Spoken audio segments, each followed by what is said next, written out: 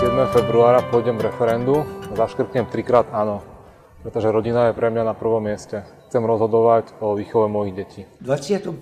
storočí je snaha nahradiť prirodzené umelým. Luxusné značky sa ochraňujú a pritom sa neochraňuje tá značka, ktorá v podstate reprodukuje život. Namiesto toho, aby spoločnosť podporovala rodinu, v podstate vytvára akési režimy náhradné, ktoré vždycky zostanú iba náhradnými. Svoje áno dávam prirodzenej rodine, tej, aká ma vychovala.